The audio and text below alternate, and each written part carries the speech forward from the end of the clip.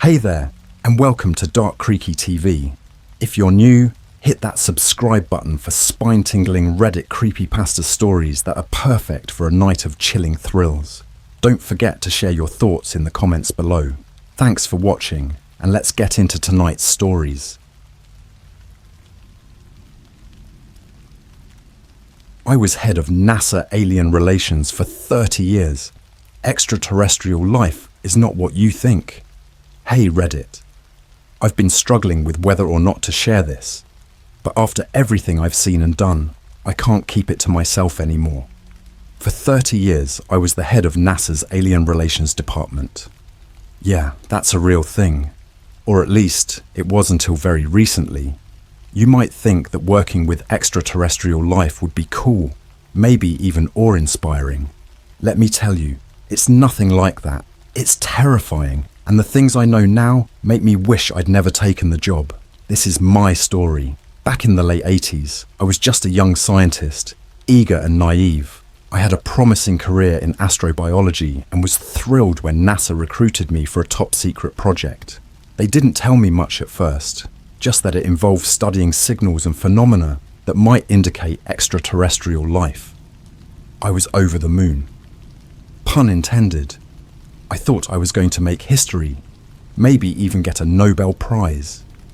The reality hit me like a freight train the first day I stepped into the Alien Relations Division. The facility was hidden deep within Area 51. Yeah, that place is real too, but it's not what the conspiracy nuts think. It's worse, way worse. The division was underground, a maze of sterile white corridors and rooms filled with equipment I couldn't even begin to understand. My boss, Dr. Harper, was a cold, no-nonsense kind of guy. He handed me a folder and told me to read it. Inside were photographs, grainy and disturbing. They showed things. Creatures that looked like they were pulled straight out of a nightmare. Some were humanoid. Others were unrecognizable blobs of flesh and tentacles. I felt a chill run down my spine. "This is what we deal with," Dr. Harper said. "These are the aliens." I laughed, thinking it was a joke. He didn't laugh back. "Welcome to NASA's dirty little secret," he said, and walked away, leaving me with the images that would haunt my dreams for decades.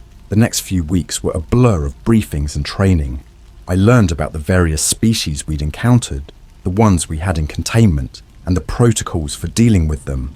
It was overwhelming. They showed us footage of the aliens, some of it live. I watched as a creature that looked like a cross between a human and an insect writhed in a glass chamber, its mandibles clicking as it tried to communicate. I couldn't sleep that night. The worst part was learning about the incidents. These were classified events where contact with the aliens had gone horribly wrong. There were reports of people being abducted, experimented on, and even eaten. The descriptions were graphic, detailing how some victims had been dissected alive or transformed into grotesque hybrid creatures. I started to feel sick just reading them. One incident stood out. It happened in the early 70s in a small town in Alaska. An alien craft had crash-landed, and the locals had found it before the government could cover it up. There were photos of what the townspeople had found, bodies torn apart, their insides strewn across the snow like macabre decorations. The alien responsible had been captured, and we were shown a live feed of it in its cell. It looked almost human, but its eyes were all wrong, black and soulless. I couldn't look away, even as it stared directly into the camera, as if it knew I was watching. Then came the day I was assigned to my first direct encounter. They brought me into a small, windowless room. In the center was a metal table with restraints, and on the table was an alien. It was humanoid, but with a greyish, rubbery skin and large, lidless eyes. It looked weak, almost dying. Dr. Harper told me to talk to it, to try and establish communication. I hesitated, then stepped forward. "Hello," I said, my voice trembling. The alien's eyes locked onto mine. It made a series of clicking noises, its mouth opening and closing in a way that made my skin crawl. Dr. Harper handed me a device that translated the clicks into speech. "Help me," it said. The voice was metallic, Emotionless, I felt a pang of pity. "What do you need?" I asked. "Escape. They will kill me," it replied. Before I could respond, Dr. Harper cut in. "That's enough. Sedate it." A technician stepped forward with a syringe. The alien struggled weakly, its eyes filled with fear. I wanted to protest, to ask why we were treating it this way, but I knew better. I stayed silent as they drugged it and wheeled it out. That night, I couldn't stop thinking about the alien's plea. "Help me." It haunted me, made me question everything. I started to notice things, little details that didn't add up. Files would go missing, people would disappear without explanation, and there were always whispers about experiments, things that were too horrific to document. A few months later, I found out why. Late one night, I was working in my office when I heard a commotion in the corridor. Curiosity got the better of me, and I peeked out. 2 guards were dragging a man down the hall. He was screaming, begging for his life. "They're not aliens. They're demons. They're..." His voice was cut off as one of the guards hit him over the head, knocking him unconscious. They dragged him into a room labelled Experimentation Lab 3. I couldn't just stand there. I waited until the coast was clear and then snuck into the lab. What I saw inside still gives me nightmares. The man was strapped to a table, surrounded by strange equipment. Scientists were preparing to do something to him. I hid behind a cabinet, watching in horror as they injected him with a glowing blue substance. His body convulsed, his skin turning a sickly shade of green. He screamed, a blood-curdling sound that echoed in my ears. Then, something unthinkable happened. His body started to change, morphing into something else. His fingers elongated into claws, his eyes turned black, and his teeth became sharp fangs. He broke free from the restraints, attacking the scientists with inhuman strength. Alarms blared and the room was filled with chaos as guards rushed in, firing tranquilizers until the creature finally collapsed. I fled back to my office, my mind reeling. They were experimenting on humans, turning them into monsters. But why? And what did this have to do with the aliens? I didn't sleep that night. The next day, I tried to act normal, but I knew I had to find out more. I started digging, using my clearance to access restricted files. What I discovered was worse than I could have imagined. The aliens we were dealing with weren't just visitors from another planet. They were interdimensional beings, creatures from another reality that defied our understanding of life. And they were hostile. The experiments were part of a project to create hybrid soldiers, combining human and alien DNA to build an army that could defend against an impending invasion. But the process was flawed, and the results were often catastrophic. The creatures I had seen in the photos, the ones in containment, were all failed experiments. And the people who disappeared, they were the test subjects. I wanted to expose the truth, to blow the whistle and shut the whole operation down. But I knew I couldn't do it alone. I needed proof, evidence that couldn't be ignored or covered up. So I kept digging, collecting documents and recording conversations. It was risky, and I knew I was being watched. Then, one day, I found something that changed everything. Hidden deep in the archives was a file marked Project Genesis. It detailed the origins of the Alien Relations Division and the true purpose of the experiments. The aliens weren't just invaders, they were conquerors.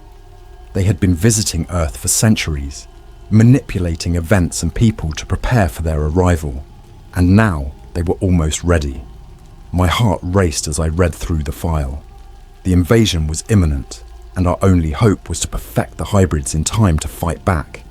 But it was a losing battle.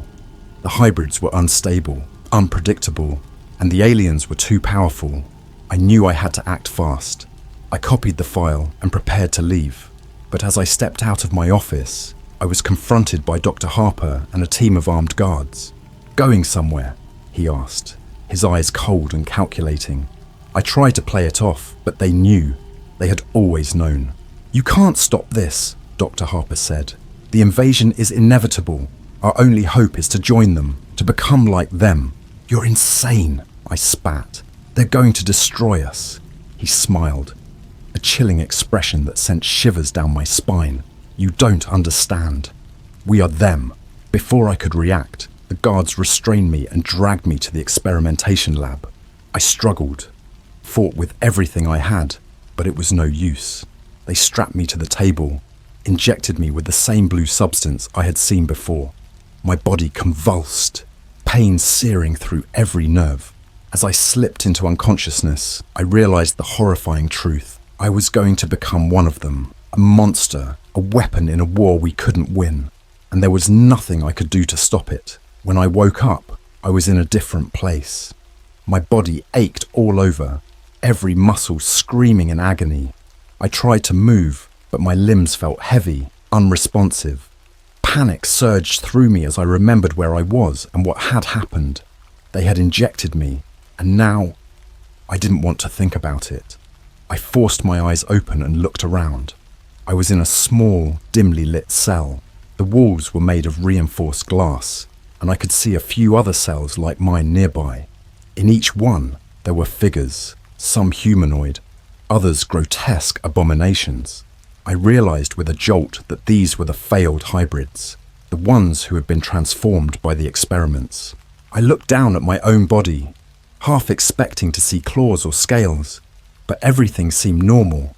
I lifted my hands and flexed my fingers. They felt strange, like they didn't quite belong to me anymore. I tried to stand, but my legs wobbled and gave out, sending me crashing to the floor. A voice crackled through a hidden speaker in the ceiling.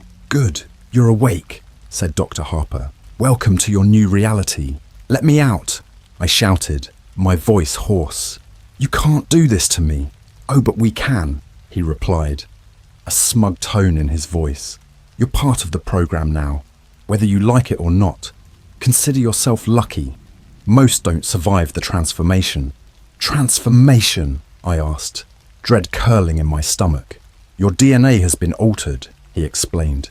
"You're no longer fully human. You're one of our hybrids now. You'll have enhanced abilities, increased strength, and, if you're lucky, the potential to withstand the coming invasion." I couldn't believe what I was hearing.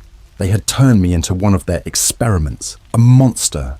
I felt a surge of anger and desperation. "Why are you doing this? Why don't you just fight them?" He laughed, a cold, mirthless sound. "Fight them? You still don't get it, do you? This isn't about fighting. This is about survival. The only way we can survive is by becoming like them." I was about to argue when I felt a sharp pain in my head, like something was clawing its way into my brain. I screamed, clutching my skull, and collapsed to the floor. The pain was unbearable, like my mind was being torn apart. Then, just as suddenly as it started, it stopped. I lay there, gasping for breath, drenched in sweat. "That's the bonding process," Dr. Harper said. "Your body is adapting to the alien DNA. It will take some time, but you'll get used to it. In the meantime, you might experience some side effects." He wasn't kidding.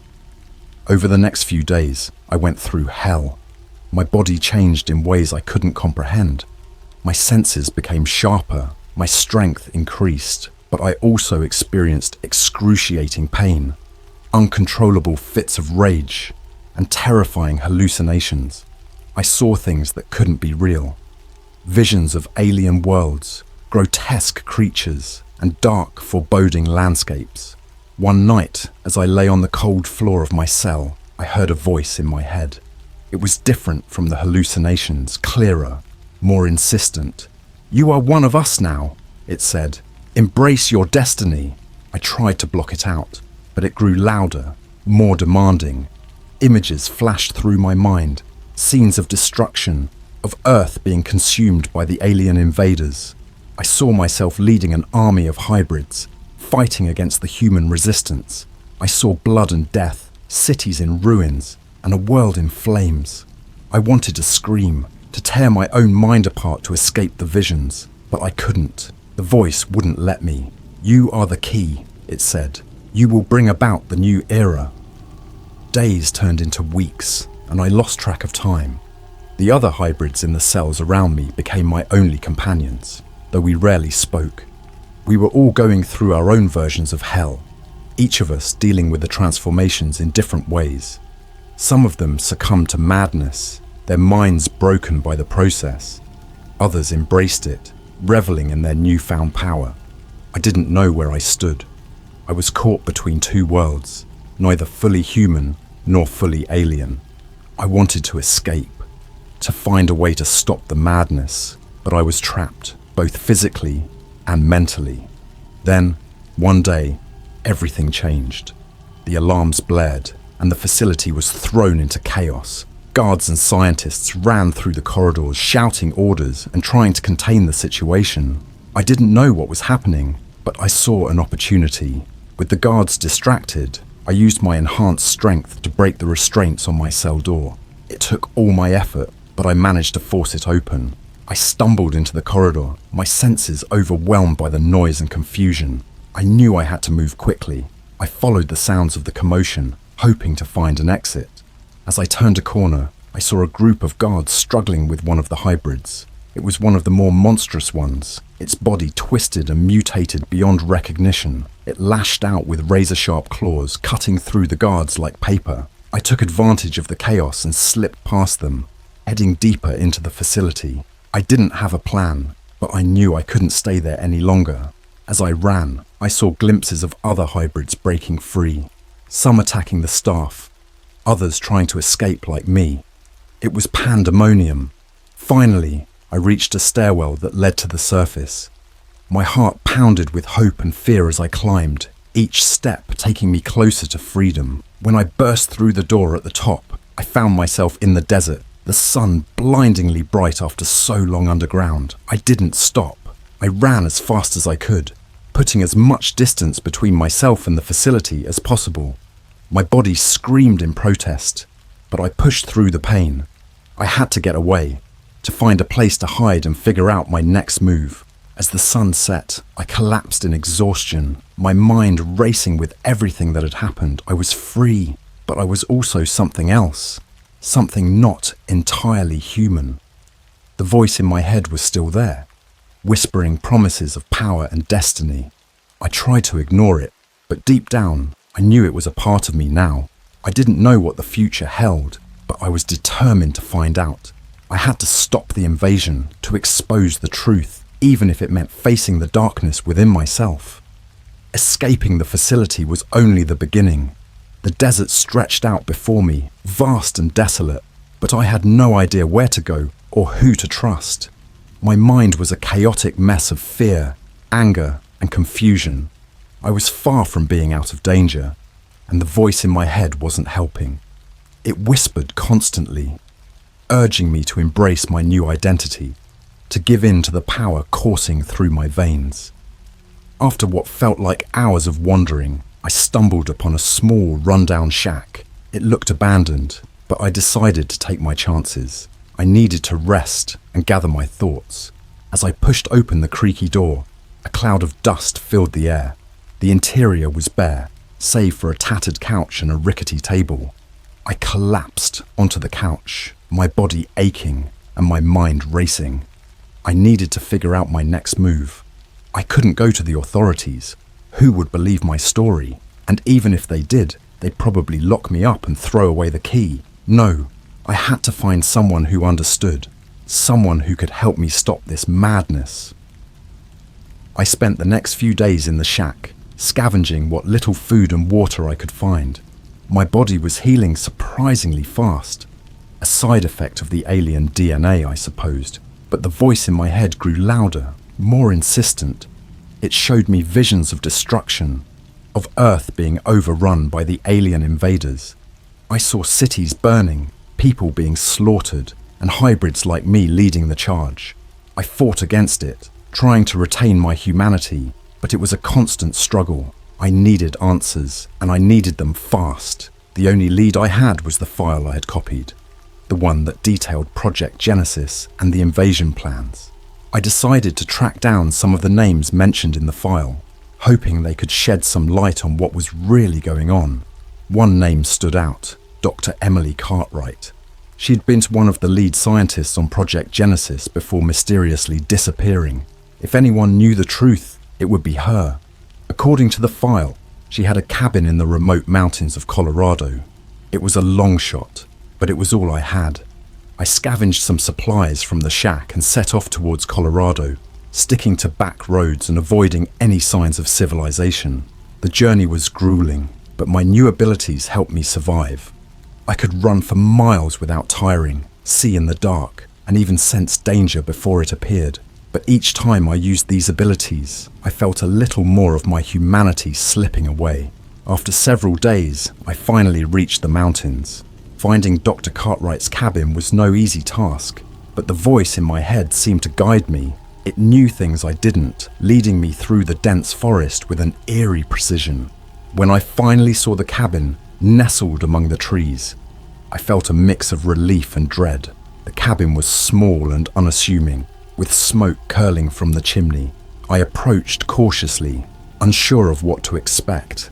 As I reached the door, I hesitated, my hand hovering over the knocker. What if she wasn't here? Or worse, what if she was working with them? Summoning my courage, I knocked. The door creaked open, and I was met by a woman in her mid-50s, with greying hair and sharp, intelligent eyes. She looked at me with a mixture of surprise and suspicion. "Can I help you?" she asked, her voice wary. "Dr. Cartwright," I said. "My name is Alex. I worked for NASA in the Alien Relations Division. I need your help." Her eyes widened, and she quickly ushered me inside, closing the door behind me. "How did you find me?" she demanded. "I found a file," I explained. "It mentioned you in Project Genesis. I know about the experiments, the hybrids, the invasion. I need to know how to stop it." She studied me for a moment, then sighed and motioned for me to sit. "You've been through a lot, haven't you?" she said softly. I thought I could escape it, but I guess there's no running from the truth. Over the next few hours, Dr. Cartwright told me everything. She had been one of the lead scientists on Project Genesis, tasked with creating hybrids to combat the alien threat. But she quickly realized that the project was flawed, that the hybrids were unstable and dangerous. When she tried to shut it down, she was silenced and forced into hiding. "They're not just invaders," she said, her voice trembling. "They're conquerors, and they've been planning this for centuries. They manipulate reality, bending it to their will. The hybrids were supposed to be our defense, but they're just pawns in a much larger game." I felt a chill run down my spine. "So what do we do?" I asked. "How do we stop them?" She shook her head. "I don't know if we can, but there is one thing I discovered before I was forced to flee. There's a device, something the aliens use to control their hybrids, to bend their will. If we can find it and destroy it, we might stand a chance."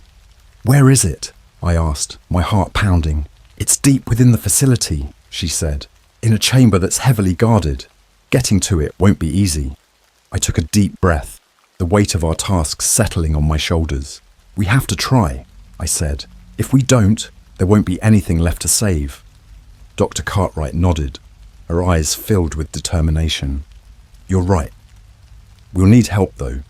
There are others like you, hybrids who have escaped. If we can find them, we might stand a chance." Over the next few weeks, we traveled across the country, tracking down other hybrids who had managed to escape the facility. Each one had their own story of horror and survival, but they all shared a common goal: to stop the invasion and reclaim their humanity. Our ragtag group grew, and with each new member, my resolve strengthened. We trained, honing our abilities and preparing for the battle ahead. But the voice in my head grew louder, more insistent, urging me to embrace my destiny, to lead the hybrids into battle. One night, as we camped in the ruins of an old factory, I felt the voice take control. My body moved on its own, and I found myself standing over one of our members, a young woman named Sarah. She looked up at me with fear in her eyes, and I realized with horror that my hands were around her throat. "No!" I screamed, fighting against the voice. "I won't let you take control." The voice laughed, a chilling sound that echoed in my mind. "You are ours," it said. "You cannot resist." With a surge of willpower, I broke free of the voice's control, stumbling back and releasing Sarah. She gasped for breath, her eyes wide with terror. The others rushed over, concern etched on their faces. I'm sorry, I stammered. It's the voice. It's getting stronger. Dr. Cartwright placed a hand on my shoulder. We have to move quickly, she said. If they can control you, they can control all of us. We need to destroy that device before it's too late. As we prepared for our final assault on the facility, I couldn't shake the feeling of dread that had settled over me. The voice was a constant presence, a reminder of the alien influence that had taken root in my mind. But I knew I had to stay strong, to fight for my humanity and the future of our world. The day of the assault arrived, and we set out towards the facility, our hearts heavy with fear and determination. We knew the odds were against us, but we had no choice. This was our last chance to stop the invasion and reclaim our world. As we approached the facility, I felt the voice in my head grow louder, more insistent. It showed me visions of the future, of a world conquered by the aliens, of hybrids like me ruling over the remnants of humanity. I fought against it, focusing on the task at hand. We breached the facility's defenses, fighting our way through the corridors filled with guards and other hybrids. The battles were fierce, and we lost many along the way, but we pressed on, determined to reach the chamber where the device was held. When we finally reached the chamber, we found it heavily guarded, as Dr. Cartwright had warned. The guards were unlike any we had faced before, enhanced, powerful, and relentless, but we fought with everything we had, driven by the hope of victory. As the last guard fell, I approached the device, a strange, pulsating orb that seemed to hum with an otherworldly energy. The voice in my head screamed in protest, urging me to stop, to embrace my destiny, but I ignored it, focusing on the task at hand. Dr. Cartwright joined me, her eyes filled with determination. "This is it," she said. "We destroy this and we break their control." I nodded, raising my weapon. "Let's do it." Together we struck the device, unleashing a wave of energy that knocked us off our feet. The chamber shook, and I felt a surge of pain as the voice in my head screamed in agony. The device shattered, and the energy dissipated, leaving us in silence. I struggled to my feet, my body aching but my mind clear. The voice was gone, and for the first time in months, I felt like myself again. I looked around at our group, battered but victorious. We had done it. We had broken the aliens' control. But our victory was short-lived. As we made our way back to the surface, I couldn't shake the feeling that this was only the beginning. The invasion was still coming, and we had a long fight ahead of us. But for now, we had hope. We had each other, and we had the strength to keep fighting. The facility lay in ruins behind us, but our victory felt hollow. We had destroyed the device that controlled the hybrids, but the invasion was still imminent. We had to warn the world, prepare for the fight of our lives. Our ragtag group of hybrids, now free from the aliens' influence, was our only hope. We made our way back to Dr. Cartwright's cabin, our safe haven in the mountains. The journey was arduous, but we pushed through, driven by a sense of urgency. Along the way, we discussed our next steps. We needed allies, resources, and a plan. Back at the cabin, we gathered around the table, maps and documents spread out before us. Dr. Cartwright took charge, her experience and knowledge invaluable. "We need to reach out to the remnants of the government and the military," she said. "They need to know what's coming and how to fight it." "Do you think they'll believe us?" Sarah asked, her voice tinged with doubt. "They have to," I replied. "We have proof, and we have each other. We can't do this alone." We spent the next few days making contact with key figures, using encrypted channels and old contacts from Dr. Cartwright's days at NASA. It was slow going, but eventually we managed to arrange a meeting with a high-ranking military official, General Thompson. The meeting took place in a secluded bunker deep in the Rockies. As we entered, I felt a mix of fear and hope. If this went wrong, we could all end up dead or imprisoned. But if it went right, we might just stand a chance. General Thompson was a stern, no-nonsense man, his face etched with years of experience. He listened as we laid out our story, his expression unreadable. When we finished, he sat back, studying us intently. "This is quite a tale," he said finally. But if what you're saying is true, then we're facing an existential threat unlike anything we've ever seen. It is true, Dr. Cartwright insisted. We have the evidence, and we have the hybrids who escaped. You can't ignore this. Thompson nodded slowly. All right. I'll mobilize what resources we have left, but we need more than just a handful of hybrids. We need a way to level the playing field. That's where you come in, I said. We need weapons, technology, anything that can give us an edge. And we need to find others like us, hybrids who are willing to fight. The next few weeks were a whirlwind of activity. We moved to a secure military base, where we trained, planned, and prepared for the coming battle.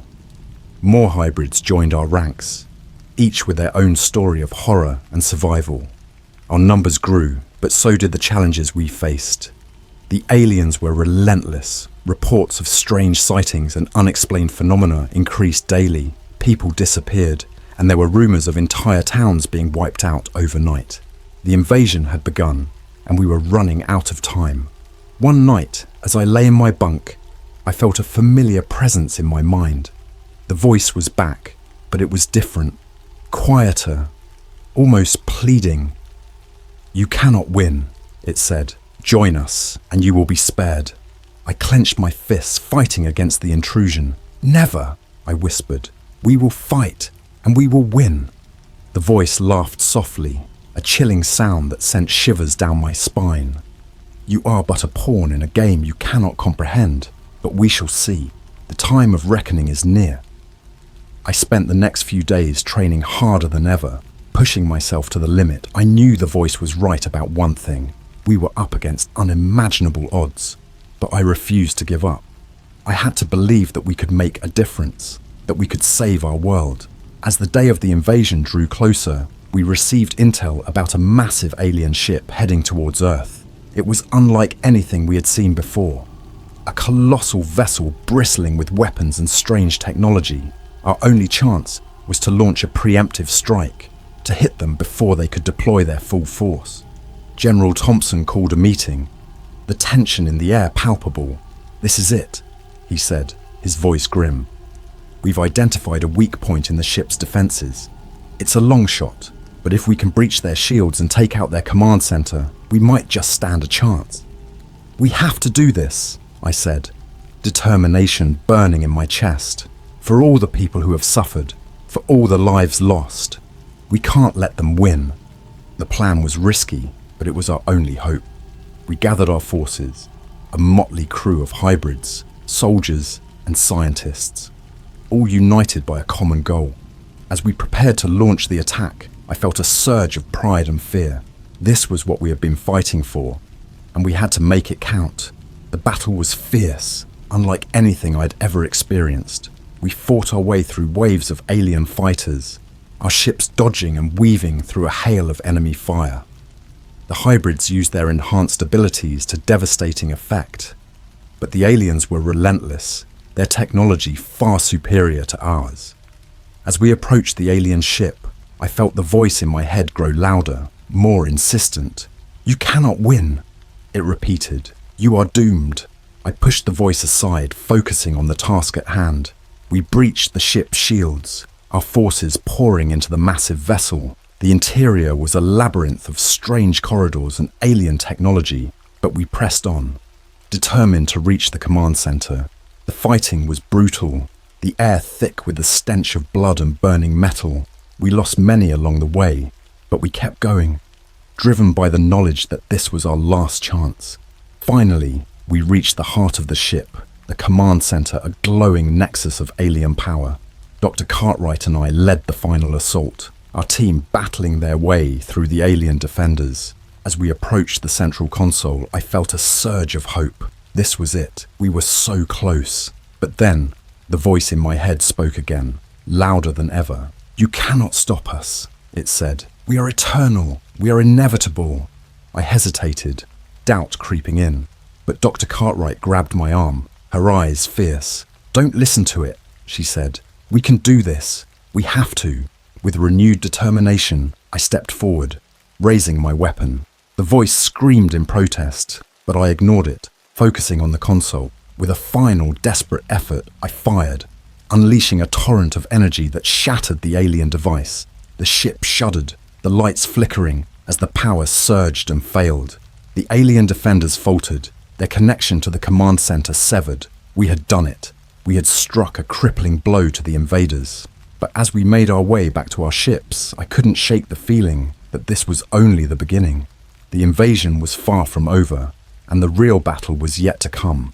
We returned to Earth, battered, but victorious. We had bought ourselves some time, but the war was far from won. The aliens would regroup, and we would have to be ready. As I stood on the deck of our ship, looking out at the stars, I felt a sense of resolve. We had faced unimaginable horrors and survived. We had fought against overwhelming odds and emerged victorious. And we would continue to fight, no matter what came next. The days following our initial victory were a whirlwind of preparation and planning.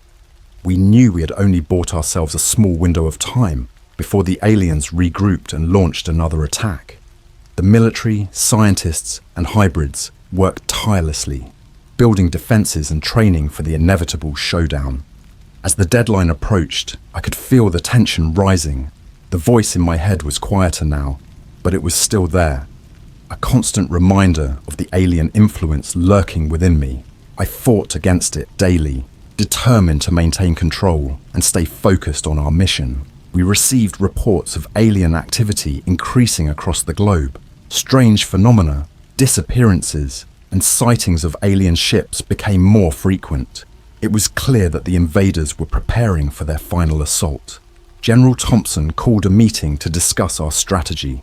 We have intelligence that the alien mothership is in orbit, preparing to deploy their forces, he said, his face grim. This is it. We hit them now, or we lose everything. Dr. Cartwright stepped forward, a look of determination in her eyes. We've identified a weak point in their defenses, she said.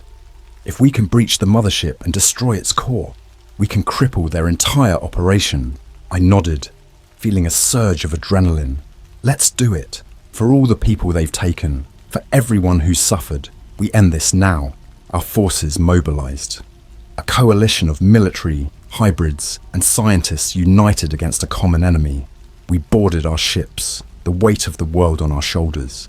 As we ascended into the sky, I took a moment to reflect on everything that had led to this point.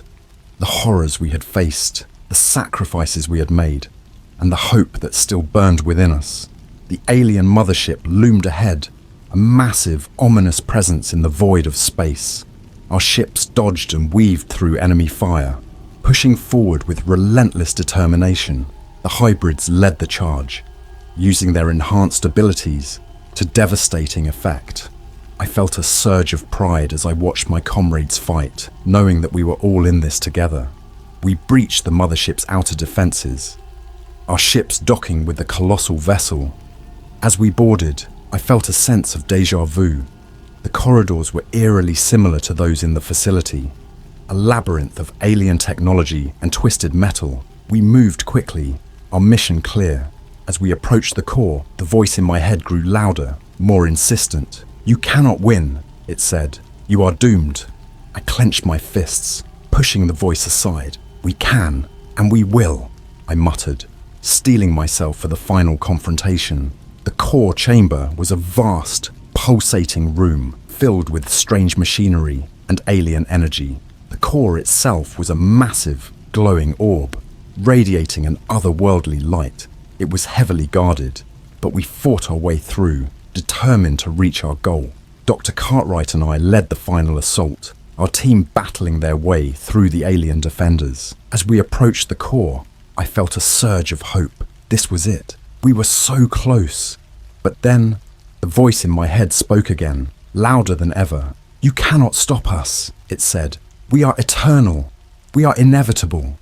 I hesitated, doubt creeping in. But Dr. Cartwright grabbed my arm, her eyes fierce. Don't listen to it, she said. We can do this. We have to. With renewed determination, I stepped forward, raising my weapon. The voice screamed in protest, but I ignored it, focusing on the core. With a final, desperate effort, I fired. unleashing a torrent of energy that shattered the alien device. The ship shuddered, the lights flickering as the power surged and failed. The alien defenders faltered, their connection to the core severed. We had done it. We had struck a crippling blow to the invaders. But our victory came at a cost. As the mothership began to collapse, we had to fight our way back to our ships, the corridors filled with chaos and destruction. We lost many along the way, their sacrifice etched into our hearts. We made it back to our ships, just as the mothership exploded. A blinding flash of light that signaled the end of the alien threat. As we returned to Earth, I felt a mix of relief and sorrow. We had won, but the price had been high. Back on the surface, the world was a changed place. The invasion had left scars that would take years to heal, but we had hope. We had each other, and we had the strength to rebuild. I stood on a hill overlooking the city, the stars shining brightly overhead. The voice in my head was silent now, the alien influence finally gone. I felt a sense of peace, knowing that we had fought for our world and won. Dr. Cartwright joined me, her eyes reflecting the same mixture of relief and determination. "We did it," she said softly. "Yeah," I replied, "but this is just the beginning. We have a lot of work to do." She nodded, a small smile playing on her lips. I wouldn't have it any other way. As we stood there, looking out at the horizon, I knew that our fight was far from over, but for the first time in a long time, I felt hope. We had faced the darkness and emerged victorious, and as long as we had each other, I knew we could face whatever came next.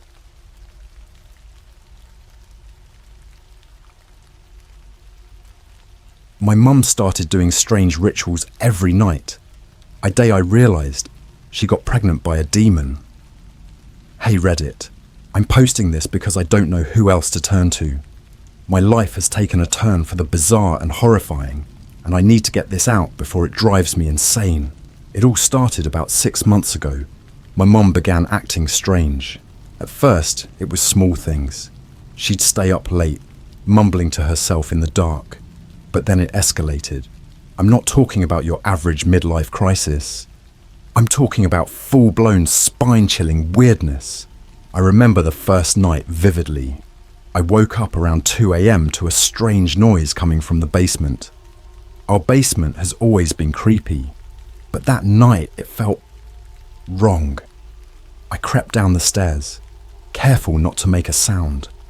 The closer I got, the louder the noises became. Murmurs, chanting, and an odd scraping sound, like metal against stone.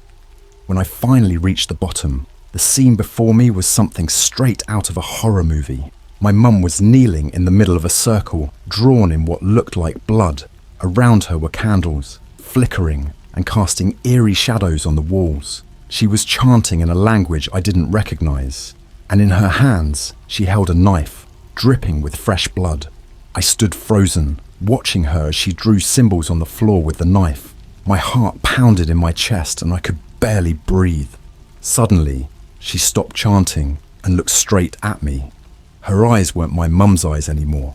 They were black, void of any humanity. She smiled, and it sent chills down my spine. "Go back to bed, darling," she said in a voice that wasn't hers. It was deeper, more guttural. Terrified, I obeyed, backing away slowly and running to my room. I locked the door and didn't sleep a wink that night. The next morning, everything was back to normal. My mum was her usual cheerful self, making breakfast and humming a tune. I wanted to confront her, to ask what the hell had happened last night, but fear kept my mouth shut. Maybe it was a nightmare, I tried to convince myself, but deep down, I knew it wasn't. Over the next few weeks, the nightly rituals continued. Every night, around 2 a.m, my mum would disappear into the basement and I would hear the chanting and scraping. She became more distant during the day, her eyes constantly darting around, as if she was seeing things that weren't there. I noticed strange symbols drawn on the walls of the house, and the air always seemed thick with an unsettling presence. One night, I couldn't take it anymore. I had to know what was going on. I waited until my mum started her ritual, then grabbed my phone and snuck down to the basement. I hid behind some old boxes and started recording. What I captured on that video still haunts me. My mum was kneeling in the circle again, chanting, but this time there was something else in the room. A shadowy figure, tall and menacing, stood behind her. It had glowing red eyes and horns protruding from its head. My mum was speaking to it in that same strange language, and it responded in growls and hisses. As I watched, horrified, the figure reached out and placed a hand on my mum's stomach. She screamed, a blood-curdling scream that echoed through the basement. I wanted to run, to help her, but my body wouldn't move. The figure pressed harder, and my mum's scream turned into a twisted sort of laughter. Then, the figure vanished, and my mum collapsed to the floor, panting and sweating. I stopped the recording and bolted back to my room. I spent the rest of the night watching the video over and over, trying to make sense of what I had seen. The next day, I tried to talk to my mum, but she brushed me off, saying I must have been dreaming.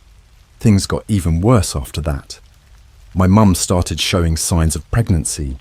Her belly swelled, and she had strange cravings. But there was no father, no explanation. When I asked her about it, she just smiled that same chilling smile and told me everything would be clear soon. I began to notice other changes too. Her skin became pale and almost translucent, and her eyes remained that pitch-black void. She spoke to herself constantly, in that same guttural voice, and the house was filled with the smell of rotting meat. I knew something was terribly wrong, but I didn't know what to do. One night, I decided to confront her during her ritual. I waited until she was deep into her chanting, then burst into the basement with a flashlight. The scene was even more horrifying than before. The shadowy figure was there again, but this time it was fully visible, tall, with sharp claws and a twisted, demonic face. "Stop this!" I screamed, shining the flashlight at the figure. It recoiled, hissing and snarling. My mum turned to me, her face contorted with rage. "You shouldn't have done that," she said, her voice layered with that demonic tone. "Now it's too late." Before I could react, the figure lunged at me, its claws slashing through the air. I felt a searing pain in my chest and everything went black. When I woke up, I was in my bed. My chest was bandaged, and my mum was sitting beside me, her eyes back to their normal colour. She looked worried, but there was a hint of something else in her expression. Satisfaction, maybe. "You need to rest," she said softly. "Everything will be better soon." I didn't trust her, but I was too weak to argue. Over the next few days, I recovered slowly, but the nightmares never stopped. I kept seeing that figure, those red eyes and my mum's twisted smile. I knew I had to do something, but I didn't know what. I decided to investigate on my own. I started researching demonic rituals and found disturbing similarities to what I had witnessed.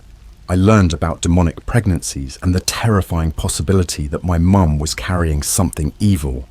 One night, I followed her again, but this time I was prepared. I had a plan. I waited until she was deep into her ritual, then quietly placed a hidden camera in the basement. I knew I needed proof, something to show that I wasn't crazy. When I reviewed the footage the next day, my blood ran cold. The camera had captured everything. My mum's chanting, the shadowy figure, and the moment it placed its hand on her stomach. But there was more. The figure spoke, and though I couldn't understand the language, its voice was filled with malice and hatred. I took the footage to a local priest, hoping he could help. He watched it in silence, his face growing paler by the second. When it was over, he looked at me with a mix of fear and pity. "You're dealing with something far beyond my capabilities," he said. "You need to leave this house and never come back." I wanted to argue, but deep down, I knew he was right. That night, I packed a bag and left. I didn't know where I was going, but anywhere was better than staying in that house. I wish I could say that was the end of it, but it wasn't. Wherever I went, I felt like I was being watched. I heard whispers in the dark, saw shadows that shouldn't have been there. I knew I was cursed, and there was no escaping it. I haven't seen my mum since that night, but I know she's still out there, doing those rituals, carrying that thing. and I know one day it will find me. And when it does, there will be no escaping the nightmare that started with a strange noise in the basement. Leaving home felt like a weight lifting off my shoulders, but the relief was short-lived. The nightmares followed me wherever I went. I'd wake up drenched in sweat. The demonic figure's red eyes burned into my mind. I found temporary shelter at a friend's place, but the sense of being watched never left. My friend Mark was understanding at first. He thought I was just dealing with some family drama, maybe a bad breakup or something. But after a week of me waking up screaming and refusing to go back to my house, he started to worry. One night, he insisted on knowing everything. "I'm not going to think you're crazy, man," Mark said, sitting across from me at his kitchen table. "But you've got to tell me what's going on." I hesitated, but I couldn't keep it to myself any longer. I told him everything: the rituals, the demonic figure, the pregnancy, and the curse. I even showed him the video. His face went from concerned to horrified. "Jesus Christ, dude," Mark whispered, his face pale. "What the hell are we dealing with?" "I don't know," I admitted, "but I need to find out and I need to stop it." Mark, being the loyal friend he was, agreed to help me. We started researching more about demonic rituals and cults, diving deep into the dark corners of the internet.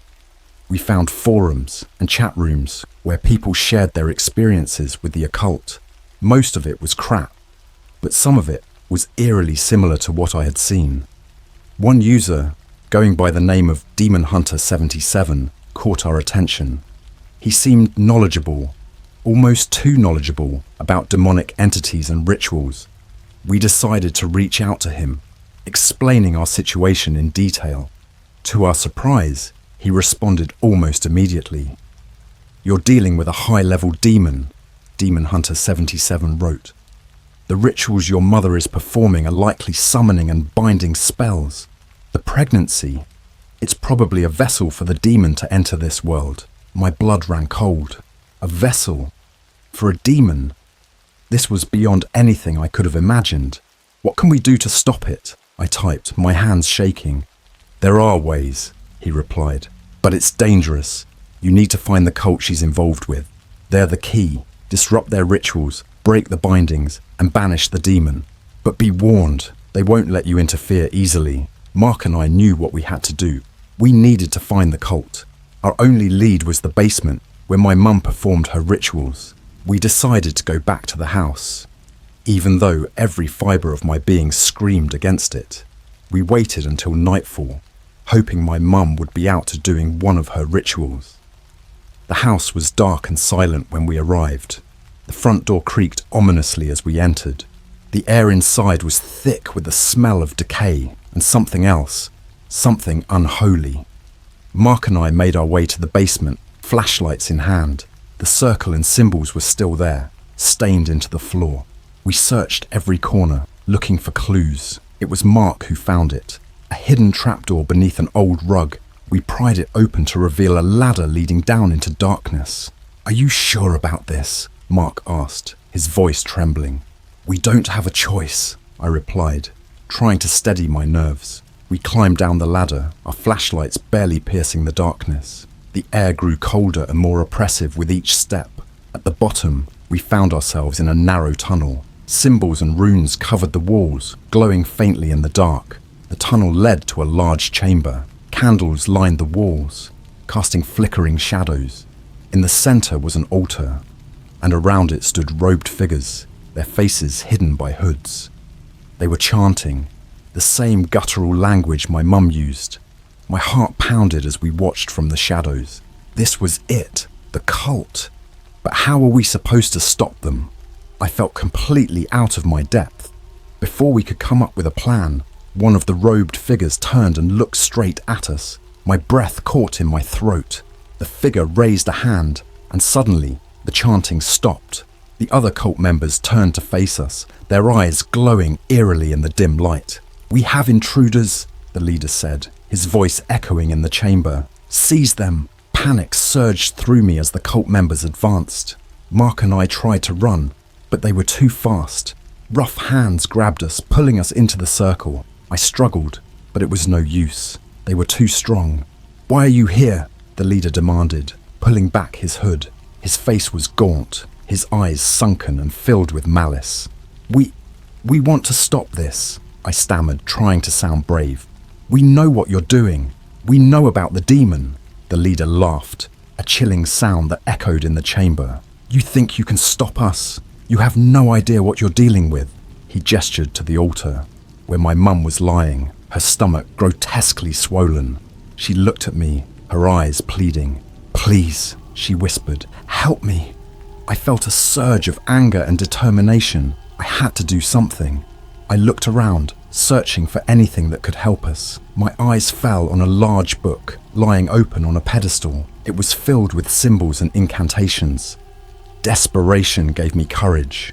I lunged for the book, breaking free from the cult member's grip. I grabbed it and began reading aloud the first incantation I saw. The chamber filled with a deafening roar, and the cult members screamed, covering their ears. A blinding light filled the room, and the next thing I knew, I was lying on the floor, the book clutched in my hands. The cult members were gone, and the altar was empty. My mum was nowhere to be seen. Mark helped me to my feet, his face pale with fear. "What the hell just happened?" he asked, his voice shaking. "I don't know," I admitted, "but I think we just disrupted their ritual. We need to get out of here before they come back." We stumbled out of the chamber, back through the tunnel and up the ladder. We ran out of the house, not stopping until we were far away. My mind was racing with questions. Where was my mum? What had we unleashed? And what would happen next? As we caught our breath, I realized that this was far from over. The cult would be looking for us, and the demon was still out there somewhere. We needed to find a way to stop it for good, and I knew just who to ask for help. Demon Hunter 77. I pulled out my phone and sent him a message, detailing everything that had happened. His response was immediate and chilling. "You've angered them. They will come for you. But there is still hope. Meet me at the old church on the edge of town. We'll end this together." With no other options, Mark and I agreed. We had to see this through to the end, no matter the cost. Little did we know, the true horror was yet to come. Meeting Demon Hunter 77 felt like the last desperate move in a losing game. We drove to the old church he mentioned, a crumbling relic on the edge of town. It was a moonless night and the air felt thick with anticipation and dread. As we approached, a figure stepped out from the shadows. He was tall, cloaked in a long coat, and his eyes gleamed with a mix of determination and fear. "You must be Demon Hunter 77, I said, trying to keep my voice steady. "Call me David," he replied, extending a hand. His grip was firm, and there was a sense of urgency in his eyes. "We don't have much time. They'll be coming for us." We followed him into the church, the door creaking ominously as it closed behind us. The interior was just as decayed as the outside. Broken pews, shattered stained glass, and a thick layer of dust covering everything. David led us to a small room in the back, where he had set up a makeshift base of operations. "First, show me the video," David said. I handed him my phone, and he watched in silence, his face growing grimmer with each passing second. "This is worse than I thought," he muttered, handing the phone back. "Your mother is being used as a vessel. The demon is trying to enter this world through her. We have to stop it before it's too late." "How?" I asked, desperation creeping into my voice. "We tried disrupting their ritual, but it only made things worse." David nodded, his expression serious. "We need to do more than disrupt. We need to banish the demon and destroy the cult. There's a ritual we can use, but it's risky. If we fail, the demon will take us all." He handed me a worn, leather-bound book filled with arcane symbols and incantations. "This is the ritual. We need to perform it at the site of their summoning. Your house. We'll also need some supplies. Salt, candles, and something personal of your mother's." Mark and I exchanged worried glances, but we knew we had no choice. We gathered the supplies and headed back to my house. The drive was tense, the silence only broken by the occasional nervous comment. When we arrived, the house seemed even more foreboding than before. The air was thick with a palpable malevolence, and the shadows seemed to writhe and shift as we approached. "We need to be quick," David said, his voice low. "Once we start the ritual, there's no turning back." We entered the house, our flashlights casting long, eerie shadows on the walls. The basement door was ajar, as if inviting us into the depths of darkness. With a deep breath, we descended the stairs, each step echoing ominously. The basement was just as we had left it, blood-stained circle, strange symbols, and the lingering scent of decay. We set up the candles around the circle, sprinkling salt along the edges. I placed one of my mother's old scarves in the center, a personal connection to her. David began chanting, his voice steady and commanding. The air grew colder, and the shadows seemed to gather, watching us with unseen eyes. I joined in the chant, my voice trembling but determined. Mark stood guard, his eyes darting nervously around the room. As the chant reached its crescendo, the room filled with a blinding light. The air crackled with energy, and a deafening roar echoed through the basement. The shadowy figure appeared, its red eyes glowing with rage. "You dare to challenge me!"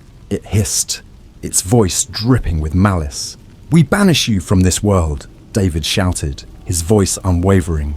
"Return to the abyss from whence you came." The figure lunged at us, but the salt barrier held it back. It howled in fury, its form shifting and writhing. I felt a surge of hope. Maybe we could do this. But then the lights flickered and dimmed, the candles sputtered, and the figure's eyes locked onto mine. "You think you can stop me?" it snarled, its voice echoing in my mind. "You are nothing. You are powerless." Doubt crept in, and my voice wavered. The figure seemed to grow stronger, its form solidifying.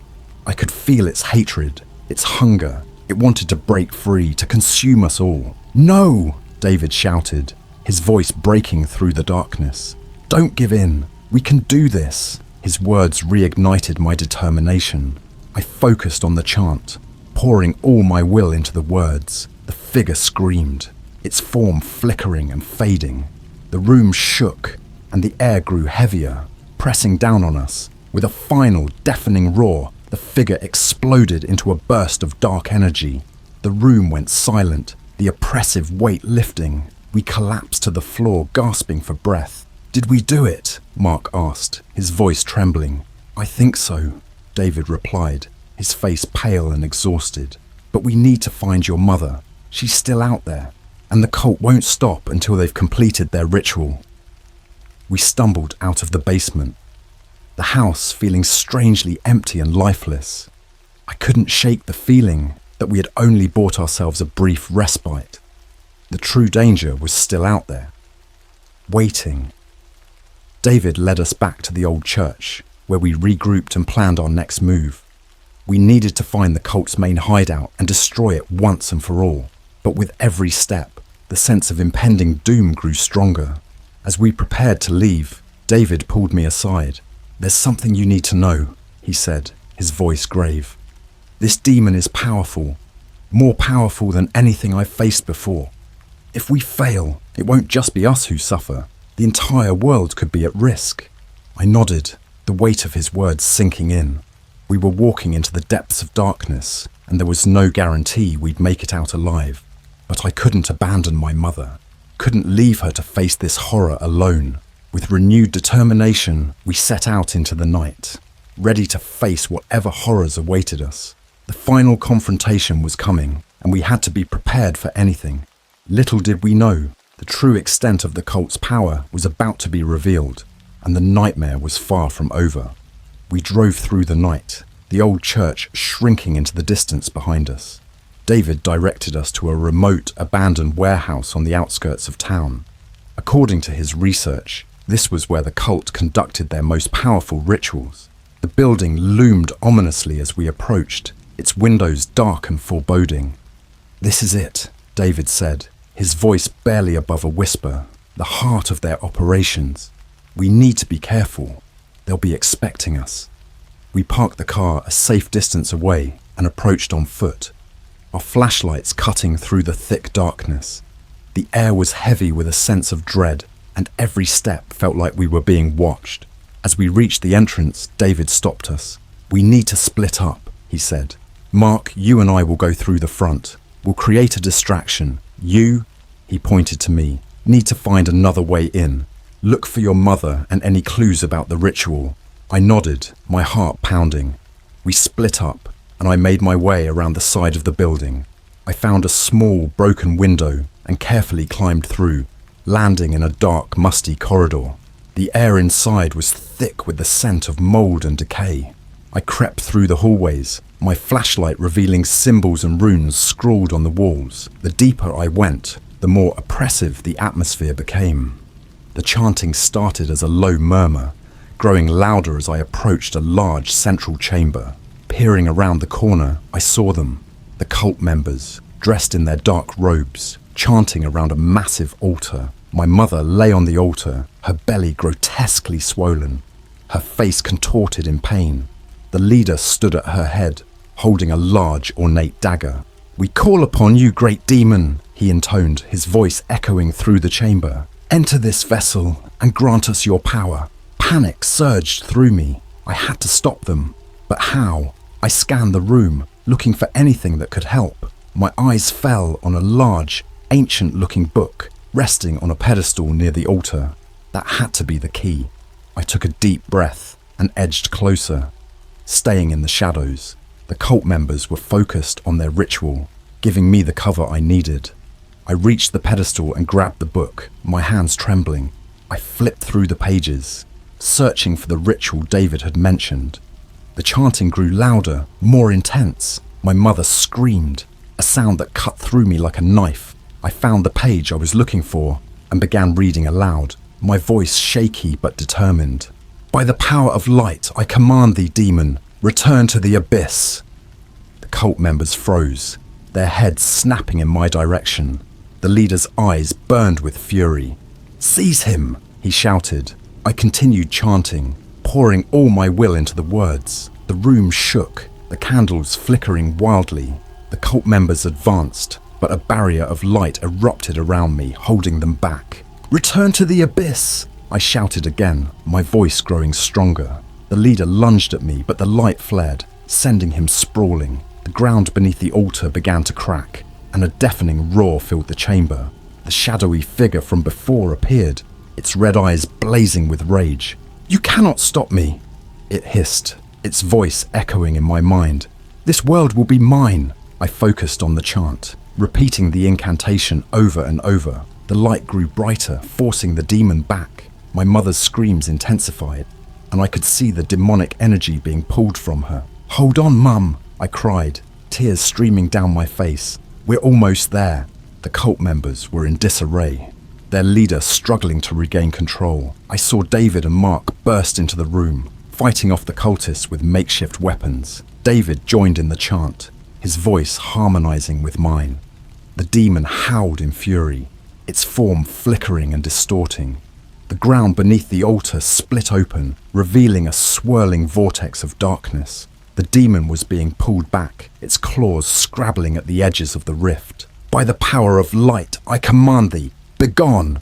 we shouted in unison. With a final, ear-splitting scream, the demon was sucked into the vortex. The rift closed with a thunderous boom, and the room fell silent.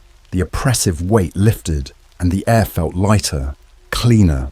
The cult members collapsed, their connection to the demon severed. I rushed to the altar, my heart in my throat. My mother lay there, unconscious but breathing.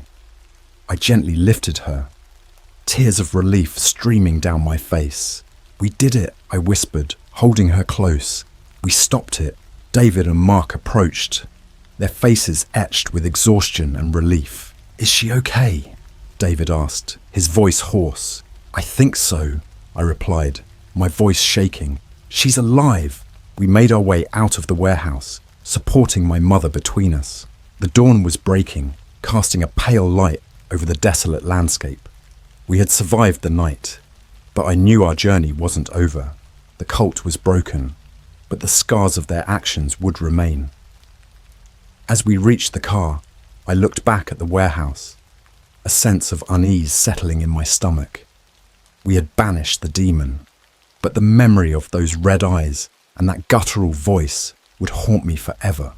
David placed a hand on my shoulder. "You did good, kid," he said. "But we need to be vigilant. There are other cults, other demons. We can't let our guard down." I nodded, knowing he was right. This was just the beginning of a long, arduous battle. But with friends like David and Mark by my side, I felt a glimmer of hope.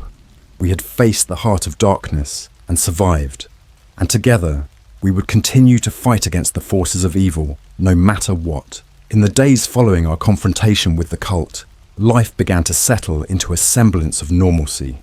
My mother was recovering, although the physical and emotional scars ran deep. We moved into a new house, far from the horrors we had endured. Mark stayed with us, offering support and friendship when we needed it most. David, our steadfast ally, was a constant presence, guiding us through the aftermath of our ordeal. Despite the quiet days that followed, I couldn't shake the feeling that we were still being watched. Every creak of the floorboards, every flicker of the lights sent a shiver down my spine. The sense of unease grew, and I began to see shadows moving just beyond the edge of my vision. I knew deep down that our fight wasn't over. One evening, as we sat around the dinner table, my mother looked up, her eyes filled with a familiar, haunting fear. "It's not over, is it?" she asked, her voice trembling. David, who had become a close friend and mentor to us, sighed deeply. "No, it's not," he admitted. "We disrupted their plans. But the cult is still out there, and the demon, it's not fully banished." "What do we do now?" Mark asked, his voice reflecting the anxiety we all felt. "We need to be prepared," David said firmly. "We've weakened them, but they will come back. We need to find the remaining cult members and ensure they can't complete their ritual." Our new house became a fortress.